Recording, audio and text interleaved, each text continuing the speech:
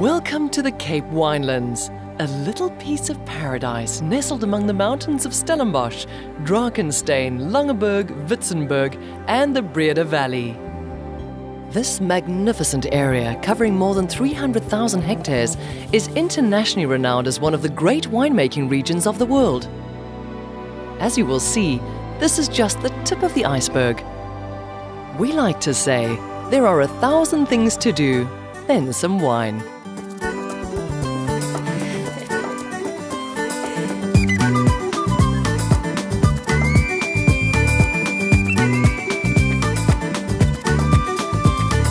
We're going to take you on a whistle-stop tour of the area to give you a taste of what there is to see and do. Then we invite you to come and create your own adventure under our sunny African skies. Whatever your taste, you'll experience outstanding food and wine, adventure tourism, culture, heritage, and a biodiversity like few places on Earth. There are wonderful health and wellness resorts, as well as outstanding conference and business tourism venues. Our journey begins in the historic town of Stellenbosch, just a short 35 kilometers from Cape Town International Airport. The Stellenbosch region is one of the most prestigious historic wine regions of the world and is famous for its beauty. A visit to any of the region's memorable historic homes and museums will leave a lasting impression.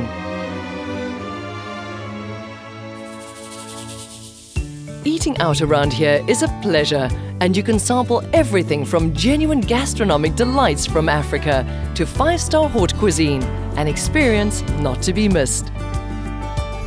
There are a number of venues for viewing wildlife.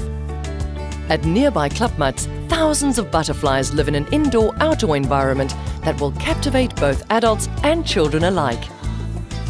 Penil and the neighbouring villages in the Dwars River Valley are nestled at the foot of the Simonsberg Mountains.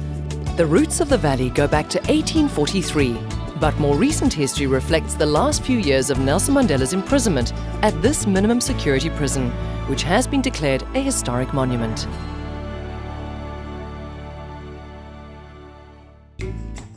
The undisputed gourmet capital of the Cape Winelands is Franschhoek, and it remains quaintly reminiscent of its French Huguenot roots.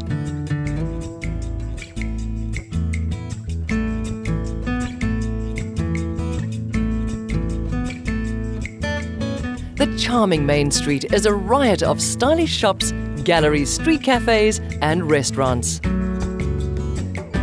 It even boasts its own chocolate factory.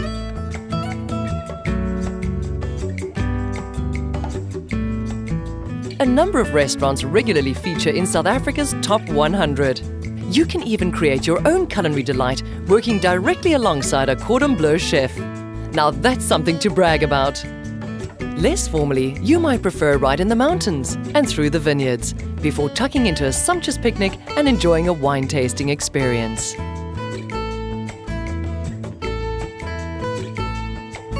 Accommodation is well catered for, and there are numerous extremely comfortable and stylish guest houses in the area.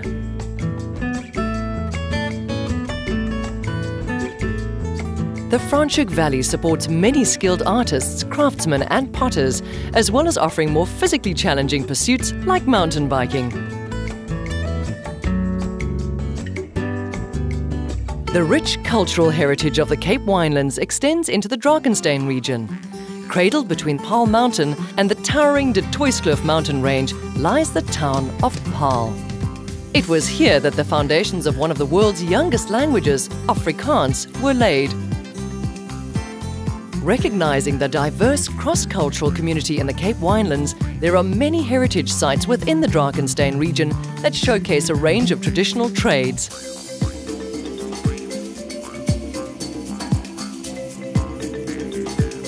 Some traditions of the great Xhosa and Zulu nations are upheld here.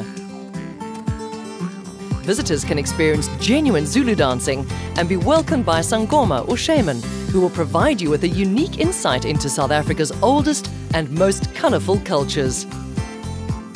As with most towns in the Cape Winelands, there is an excellent range of accommodation that offers you a true home-away-from-home experience. Golfers are also well catered for. There are a number of courses in the Drakenstein region, with a Jack Nicklaus signature course at Pearl Valley. Travelling along the N1 from Paarl towards Worcester, you are presented with a choice of 2 routes to traverse the De Toitskloof Mountains. The most direct route will take you through the Huguenot Tunnel. A popular alternate route will take you over the majestic De Toitskloof Pass. When you reach the other side of the mountain range, the beautiful Breedekloof unfolds before you. It is the largest of the Western Cape's fruit and wine-producing valleys. The picturesque town of Rawsonville lies hidden amidst the vineyards of this region and is home to an ambitious community upliftment project called Fair Hills. This project is the world's largest fair trade undertaking. Famous for its fly fishing, Breedekloof is an area of endless outdoor adventure and family fun. Worcester is the most centrally situated town in the Breede Valley. The town is very quaint, with gabled buildings and water running in furrows along tree-lined streets. There are numerous well-appointed guest houses and many good restaurants. You can experience the diversity of our flora here, featuring fine examples of various fynbos varieties, a sight not to be missed. There's a living open-air museum where candles, bread and a white spirit brandy called Witblitz are still made in the traditional way, and flour is ground by watermill.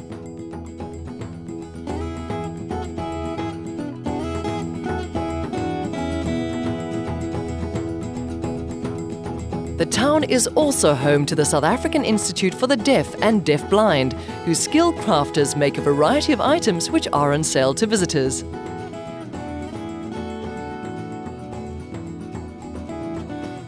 For health and wellness, mineral hot springs are located just outside Worcester.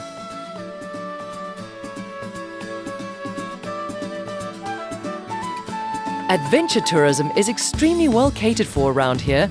You can go on a genuine safari and see Africa's Big Five.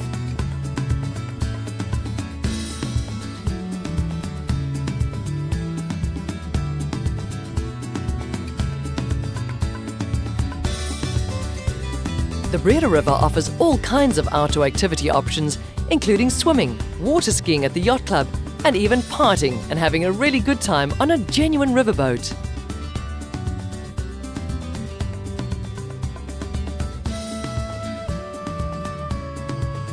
For the more physical among you, you can paddle your own canoe or spend a couple of languid days river rafting. A little further along the N1, in the middle of the Hex River Valley, lies De Durance, one of the centres of South Africa's world-famous table grape industry. This area is also an adventure tourist's paradise. Mountain biking is very popular here, as is 4x4 trailing and hiking. Guided eco-tours provide the ideal adventure to truly enjoy the scenic beauty of the Breede Valley. Turning onto the famous Route 62 heading away from Worcester, you'll arrive in the town of Robertson in the Langeberg region. A wealth of outdoor experiences is on offer along the banks of the Breede River, including cruises, hiking trails and river rafting. For the seriously brave, how about trying a tandem parachute jump? In Robertson, you can. Amongst lush vineyards and verdant orchards, Bonnievale and Ashton supply a bounty of fine local produce. Bonnievale is also known as the centre of wine and cheese. The Langeberg region is home to many annual wine festivals, celebrating the combination of great wine, great food, great fun, and great hospitality. After you've travelled through the spectacular Kochmanskloof Pass, Montague will unfold before you as a charming whitewashed village. With its clean country air, hot mineral springs and majestic mountain surrounds, it offers all year-round activities and world-famous rock climbing sites. On the R43, the road winds through the mountains and then along Mitchell's Pass, where you enter the Witzenberg region. Ceres is home to some of South Africa's finest fruit farms, and the outlying regions offer a wealth of cultural and heritage sites. A fascinating visit is to view the largest toy and miniature car collection in South Africa.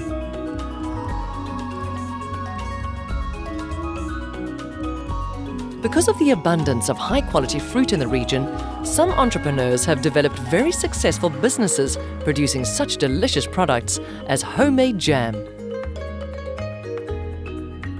Restaurants in the town also reflect the abundance of produce available and are in vogue internationally.